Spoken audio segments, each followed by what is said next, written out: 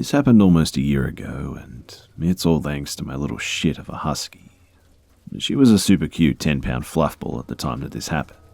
I was living in a pet-friendly apartment complex, and I had just bought her.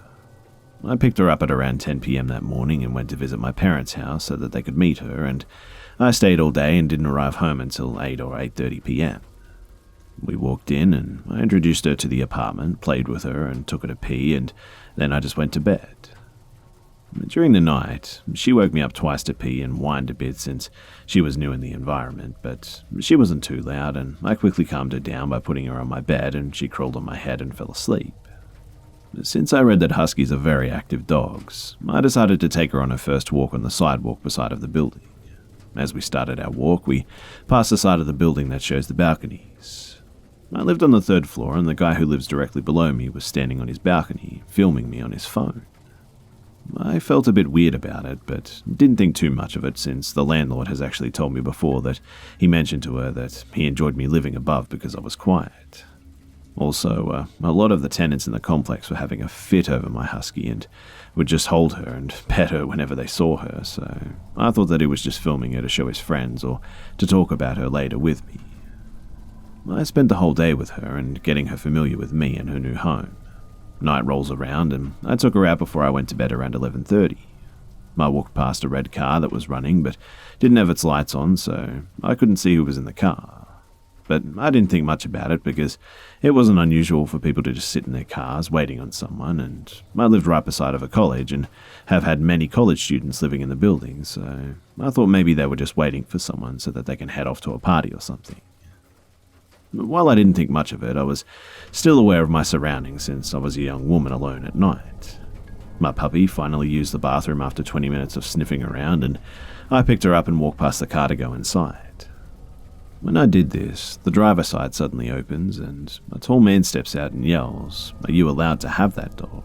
almost aggressively. I turned around and noticed that it was my neighbor and replied, "Oh yeah, you're allowed to have dogs here." I was confused as to why he was asking that since he's lived here longer than me, but I answered him anyways. He points at my dog and says, "No, you dumb bitch, did you get permission from the landlord to have that thing?" As soon as he cursed me, I clenched the dog closer to my chest and just nodded, still confused and now a bit frightened too. Then he said, "Seriously, I know you're lying, bitch. You didn't have permission. I videotaped you this morning and sent it to the landlord, and she said that she had no clue about her." I know he's lying because I did tell her about my dog, but I just hadn't paid the deposit yet since it was the weekend and she was fine with that. So I explained to him, but he just cursed at me more, calling me a lying bitch and how we kept him up all day and night with her running around and stomping. I know that that was impossible because a dog my size can't stomp or make noise to keep him up all night. She hasn't barked or howled once, and it just whines a little bit at times, but it's definitely not loud enough to keep him up all night, especially since I was asleep next to her and I slept fine. I finally interrupted and apologized to cut the convo short because he was just getting more angry as it went on. He pauses and then says, "Shut the fuck up. You don't mean that, and I'm calling the landlord tomorrow to report you and your dog. I swear if she keeps me up again tonight, I'll fuck you and her up, bitch." I freeze at that point because I know that he means it too, and even though we never had any problems until that day, I've heard him harassing other neighbors and even pulled out a gun on one over their dogs. However, because he's buddy-buddy with the landlord, as in doing drugs and probably sex too, he's never gotten in trouble for it. But despite being scared, my dumbass suddenly gets pissed off for getting threatened for no reason, and I stammered out, "I have permission to have this dog, so I'll be there with you tomorrow when you try to report me. You're lying and upset because you hate dogs, even though you live in a pet-friendly apartment, which was a stupid move on your part." Yes, I know. I was stupid and the words just vomited out of my mouth. Suddenly, the passenger door slings open though, and a woman steps out and shouts, "Bitch, just go on before we beat your ass. You ain't gonna do shit tomorrow, but get rid of that damn dog." I didn't know that there was someone else in the car as I was standing closer towards the driver's side. My fear completely took over at this point, and I just ran away and into the building. I was on the second floor landing when I hear the lobby door slam and footsteps pounding up the stairs. I let out a scream and hurried up to the third floor, down the hallway and into my apartment, and I locked all the locks and put my door stopper against the doorknob. But from outside my window, closer towards the end of the hall, I hear laughter, and then they walked away. I locked myself in my bedroom and cuddled my puppy as I just cried. I stayed up all night too, afraid that they'd try to break in and kill me and my dog or something. The next day I called my mum to pick me up and didn't come back until 2 weeks later when I moved out. I brought all of my male cousins for extra protection that day too, and in the end I had to move in back with my parents because I'm afraid to be out on my own now.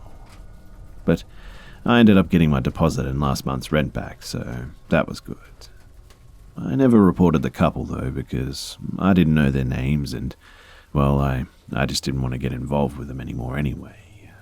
Plus, I felt discouraged too because my landlord practically took his side and just rushed the process for me to leave by quickly giving me my money back if I didn't involve her boss or the police.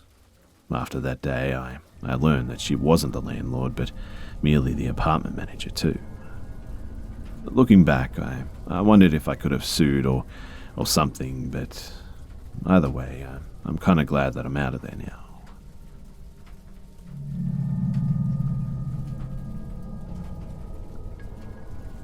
So I worked at a retail company and I've been there for about 4 months now. About a month ago, we got a new worker, Jack, who works in the back.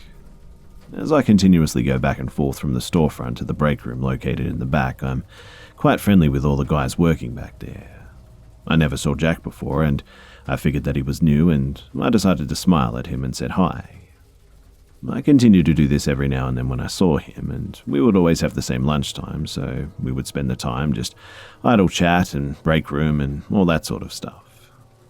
Now, this was all fine and dandy, but I do like my personal time, and Jack would just talk and talk to me, even when I was on my phone, and obviously gave clues that I wanted to just be left alone.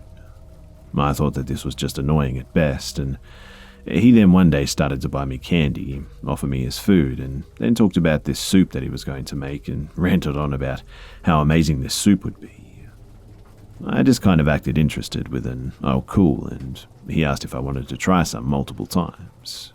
I just dismissively said sure, so he would leave me alone and didn't think anything of it.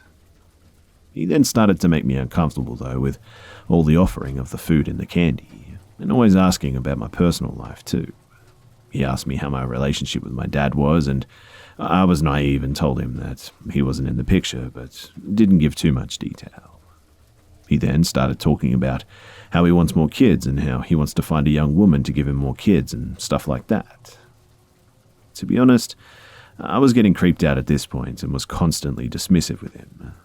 I did ask him how old he was because he looked young, maybe 30 at most, and he said that he was 43 though. That had alarms ringing for me in my head on why he kept pestering and talking to an 18-year-old non-stop about kids and how he loves the female body and whatnot. The last straw, though, on pretending to be nice to this guy was when, before I clocked out to leave, he rushed to me and told me that he had a present for me. I didn't know what the hell this guy had, but he decided to pull out a bouquet of fake roses and gave them to me. They were obviously cheap and had "Congrats grad" on it, even though everyone knew I graduated high school last year, and it was just really weird. He told me that it was because I worked so hard, and at first I thought maybe he was just doing this in some sort of a fatherly, caring way, but putting two and two together with my mum, I knew that he was flirting with me. I threw them in the trash when I got home, disgusted that a grown 43-year-old man who knows that I was 18 would talk about a woman's body with me and give me roses like this in a flirtatious way. After that, I would text my mum anytime that we had lunch together, which is almost always the case, which drove me crazy, so her and I would sit in the car and I would eat to avoid him. But things were going good, and I just ignored him from then on and avoided eye contact, barely talking to him anymore. And I think he sort of got the hint eventually, and this is where the story should end, but it got worse than I could ever imagine. So Jack was starting to act up at work, cussing and acting too comfortable around his co-workers.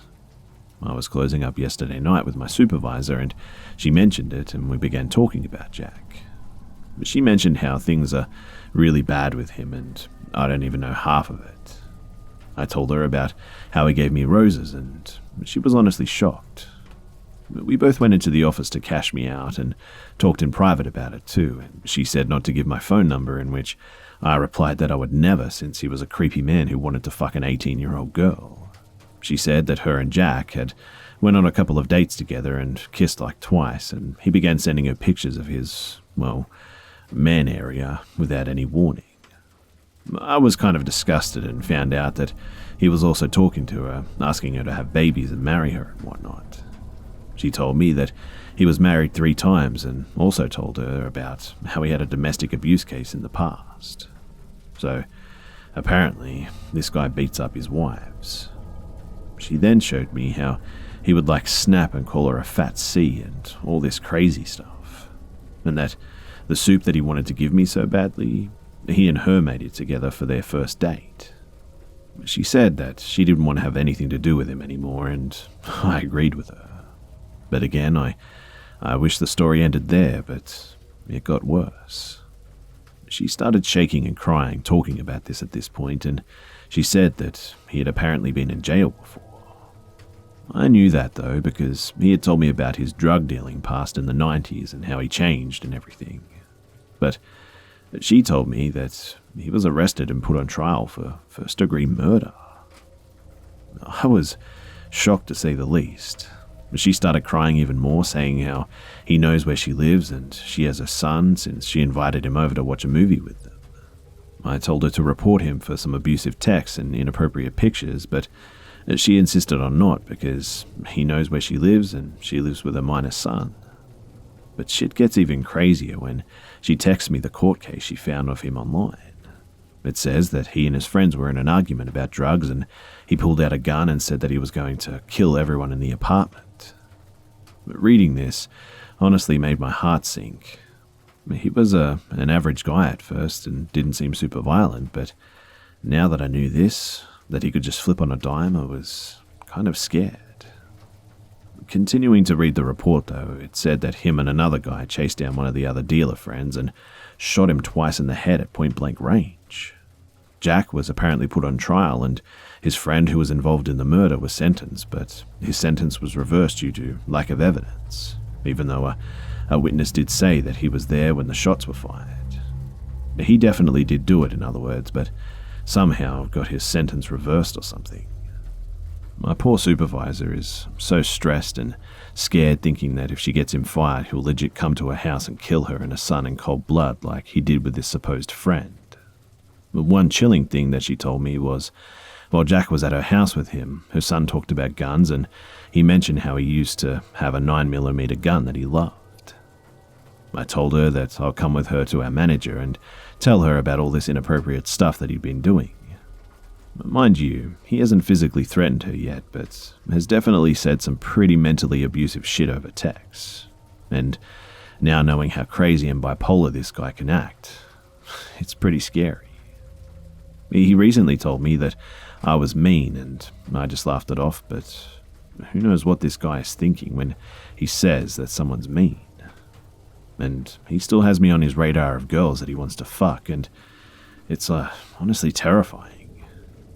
I've actually been waiting to quit this job for a while since management is so shit, and now knowing my manager hired a murderer full well knowing his criminal past, I'm out of here at this point. A man who shot another man blank point range twice in the head, gave me flowers and was trying to make me have kids with him. And one of the worst parts about this is that the manager loves Jack. She was even talking about promoting him to supervisor as well. He's been disrespectful to multiple supervisors, is texting profane and abusive texts, and has sent dick pics to my supervisor. I really do hope that he gets fired, and I hope my supervisor gets a restraining order or something to keep him away, because he's obsessed with her. I mean, I was just his second option, and I was good at deflecting him, thank God. And so, I'm quitting my job soon. Too much stress, and I cannot look at that man anymore without feeling legitimate fear and queasiness, knowing what he has done and how he treated my supervisor and I. I hope that I never have to see him again because he is so unstable, and who knows what he could do. I do need the money, but this isn't worth it.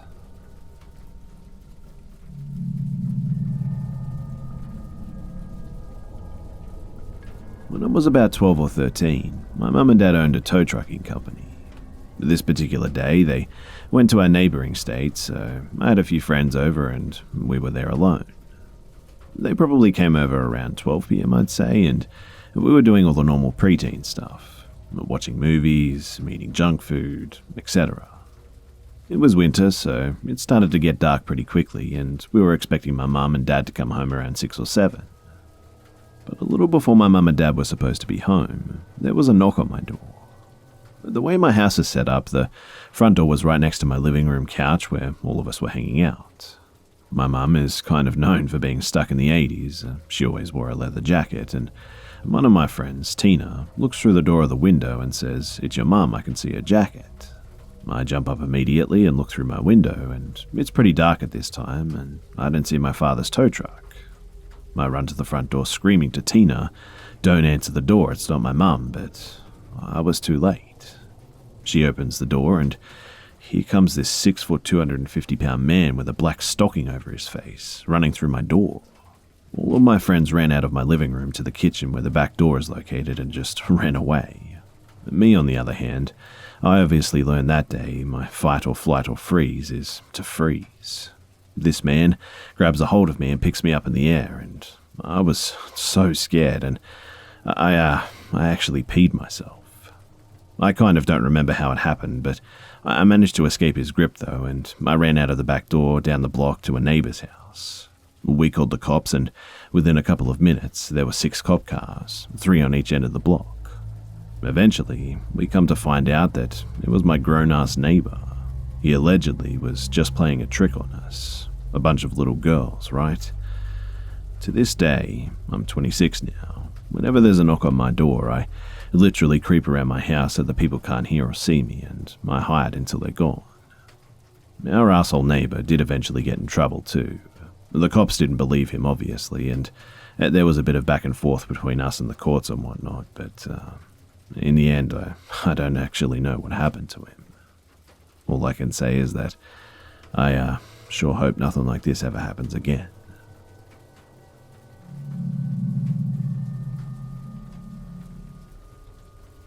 The following account occurred roughly the summer of 2012.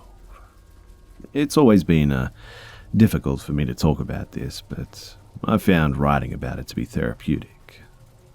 So, I was 17 at the time, and I had just gotten my first job. I lived in rural Western Virginia in a small mountain community. My mum's friend owned a camping resort not far from my house that had a general store, and she said that she'd pay me to help me out in the store during the busy months in the summer. It was a pretty easy job, and I met a lot of our out-of-towners, which was nice because our community could get so isolated. Most of us just lived pretty far away from each other. One day, a big burly mountain man type guy came into the store.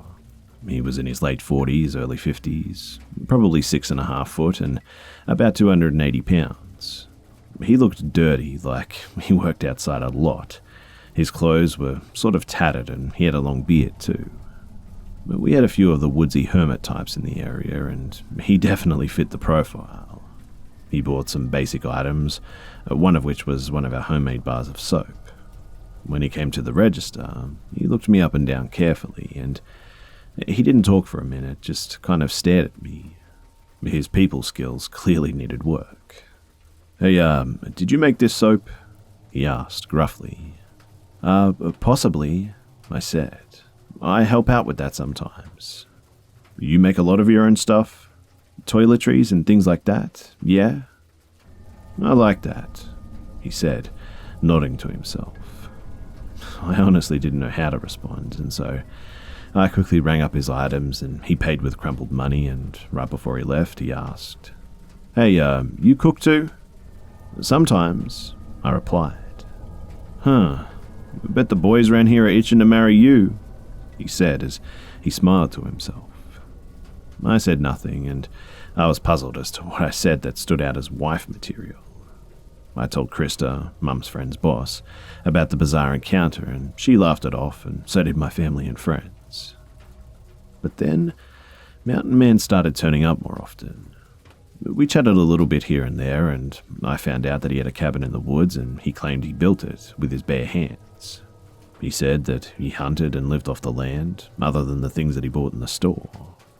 Over time, our chat escalated, with him making comments about how nice it would be to have a woman like me around who would make those things and cook his kills.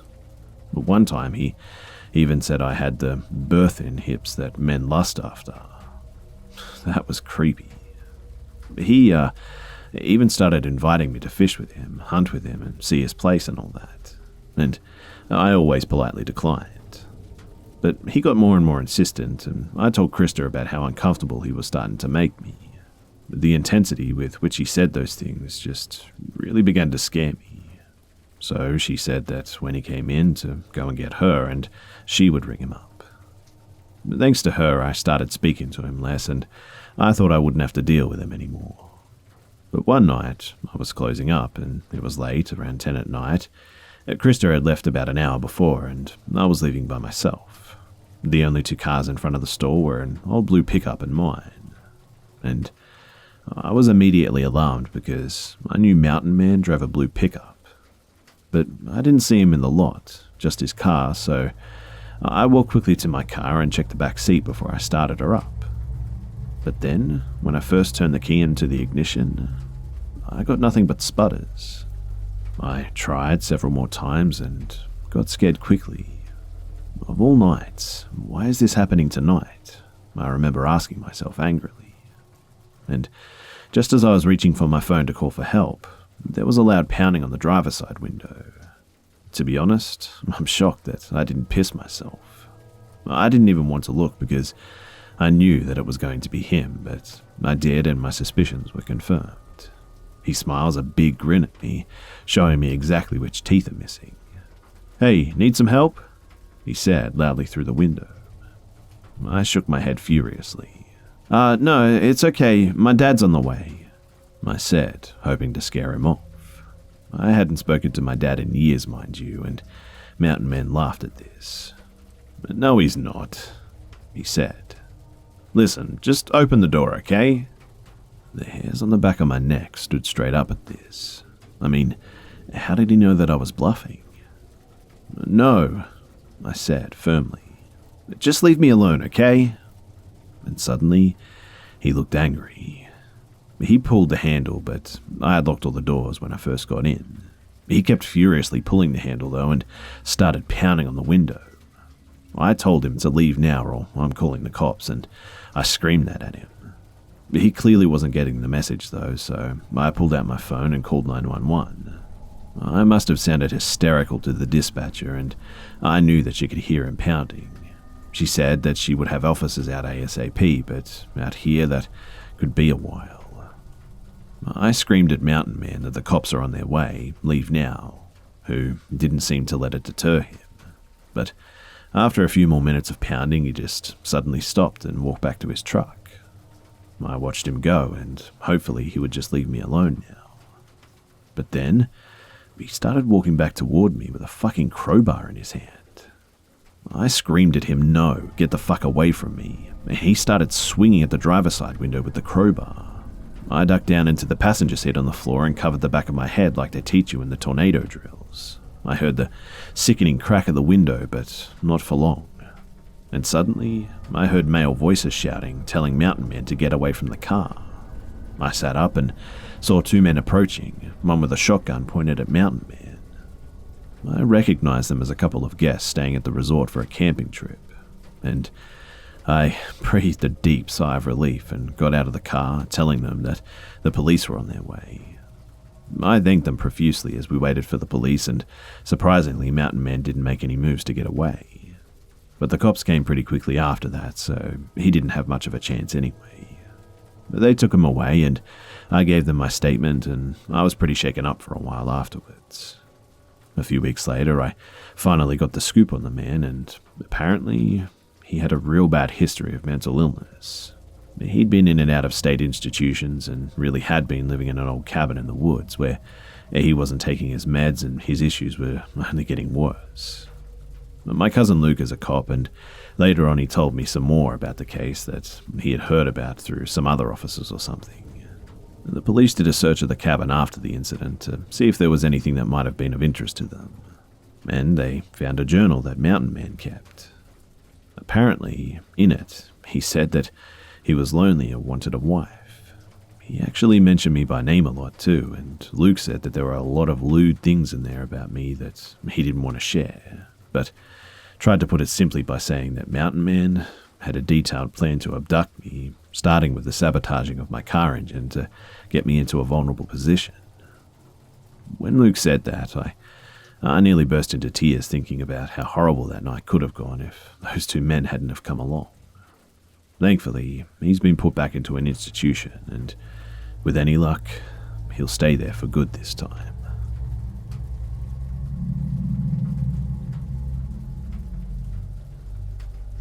When I was living in New York City, I used to travel quite a bit by car.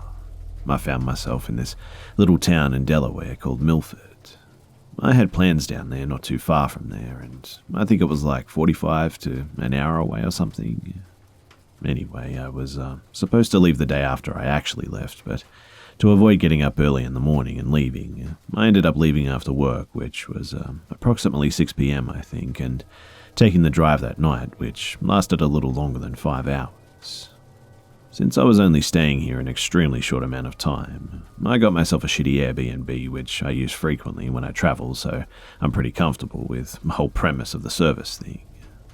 I messaged the guy right before I left if I could rent his little place that seemed pretty nice from the photos. $100, nothing too fancy. It even had 20 plus 5-star reviews. The guy from the get-go in our conversation was a bit casual, and it took me some back and forth to get the place rented that night after he informed me that his brother would have to drop the key off. He also informed me that there would be quite a few tropical plants, in fucking Delaware, mind you, in the kitchen, and he couldn't relocate them on such short notice. I told him that it wasn't a problem, and I'm just looking for a few hours sleep, and then I'm out of there in the morning, so I'm okay with how it is. So I gas up and drive straight through, and I think I may have stopped for gas once, and I arrive at 11:30 p.m. I'm not sure how many of you are from or are familiar with Milford, but it's pretty much in the middle of nowhere. Not much to it at all. This guy's place was in a tiny little gated fence community which had a grand total of 15 houses at most that were duplexes. It was pitch black at 12 a.m. though, so there could have been more, I'm not too sure.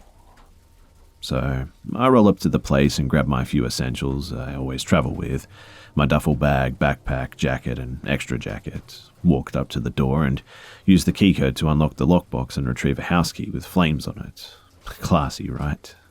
I turn the lock with the key, which happens to be the loudest thing that's happening in the surrounding area at that moment. I'm telling you, you could hear a pin drop, it was so silent. You know when you get to a place and you get that gut feeling that maybe you shouldn't be there? That's kind of how I felt after hearing that silence. That something is just off, but you don't really know what it is. This feeling was a really large presence in this house. So I put my stuff down on the recliner in front of me, and yes, lo and behold, an extremely odd amount of tropical plants are in the kitchen. No, it wasn't weed. I'm talking legit palm plants and stuff. I don't know, I'm from New York. I look around this place, which has a pretty decent living room as well as 2 bedrooms, and I go to check them out.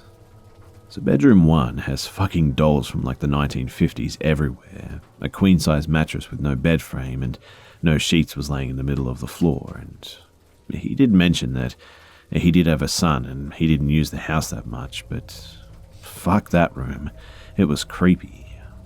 Bedroom number 2, snow globes everywhere, 1 sheet on the bed, no pillows, and I attempt to turn the light on with the only switch in the room, and there's no actual light in the room at all. The switch does nothing. Alright, so fuck this room too, I'll take the couch I guess. At this point, I feel pretty uncomfortable, but I knew I was only there for a night. In any case, I was hungry, so I went to the only thing around that was open anyway, a Food Lion that was closing soon. I grabbed some Supreme Pizza Bites and a peach Snapple, and I just went back. The microwave was the only thing that worked in the kitchen, and I was so off-put by this feeling that I set my GoPro up. I travel with it everywhere I go, and I thought that I might catch something on camera. I get back to my Airbnb, and the first thing I do is look around to make sure everything was in place just where I left it, which it was, so that was a good sign. I get the GoPro and take the SD card out, and I pop it into the laptop. I still have the footage somewhere, actually, and there was nothing on the footage. At this time, it was well past midnight, and I'd already worked a full day and completed a good amount of driving on the traffic-packed Jersey Turnpike, and I needed sleep. I planned to sleep on the very small couch, which for a 5'11" guy meant for feet dangled over the edge. The apartment had one small 20-inch TV, which didn't have a power cable, and the outlet by the couch was just far enough away where my phone wouldn't reach while charging, and I wasn't facing away from the door and laying the other way, that's for sure. Which wouldn't have really mattered anyway, because I had a Sprint at the time, and anybody who's had a Sprint knows that you're pretty much out of luck 98% of places. Anyway, I kept the light on because, even though I'm an adult, it gave me some comfort knowing that the light was on. About an hour of laying there and I couldn't sleep, so nature called and I had to use the bathroom, so I got up and sat down in the neon green painted dimly lit bathroom with the shower that had no curtain. This room was also so small to the point where I couldn't fully extend my legs if I wanted to. Now, let me preface all this by saying that the kitchen and the hardwood floors, they were the type where you slide something across it. You emit that screeching noise that we're all familiar with if you drag an item across it. But that sound is going to play a role soon in this story. So, I'm in the bathroom doing my business, just reading a bottle on the John because my phone is charging outside of the bathroom because it was no use to me anyway. I'm sitting there and I hear that fucking chair on the faux hardwood floor screeching across the floor, being pulled across, gently, for about as long as it takes for someone to sit down. To be honest, I almost threw my heart up. This was the biggest oh shit moment of my life. And just as I thought it couldn't get any worse, the sound of fingers rhythmically tapping on the top of the wooden kitchen table, impatiently getting faster, decided to echo ever so slightly into the cramped little bathroom. Frozen, fucking petrified, I literally sit there and repeated to myself 10 to 11 times, I'm fucked. So I sat there for 2 to 3 minutes and debated what to do. At this point, the tapping had actually stopped, but I figured that I couldn't stay in there forever, right? I thought to myself that whoever's out there already knows that I'm here, so pretty much after some debating, I just decided, fuck it. I'm going to go out there and fight him off and grab the Bowie knife, which was a present from my grandmother that I carry in my backpack when I travel for just this type of situation, I guess. So I crack the door and yell, hello, and there's no answer, no sound. Once again, I yell out. I called the police already, they're on their way. My phone wouldn't have been visible from the kitchen, so I thought that they wouldn't have known that I didn't have my phone. But still, there was silence. I peeped my head from around the corner of the door, and there's nothing. Nobody there. No sign of anybody. Chairs not even moved. I literally did not even bother to check the rest of the place, and I just packed my shit up so quick you would think the place was burning down, and I got in my car and literally drove to my Holiday Inn an hour away at like 3 a.m. and told the front desk guy what just went down. He offered to call the police, and looking back on it, I probably should have, but there was really no evidence that anybody was actually ever in the place with me, and it wasn't like I was ever going back there or anything. Most importantly, I was okay as well, and the guy was super understanding about my situation and let me check into the room that was for like 3 p.m. that day. I even got bumped up to like a king-size bedroom because the room that was reserved for me wasn't even ready at the time. So yeah, I don't know what that sound was, and I don't know if there was actually somebody in the room and maybe they left, or maybe there was some sort of hiding place in that room that I didn't know of. Either way, I I know what I heard, and I'm sure that there was something in there.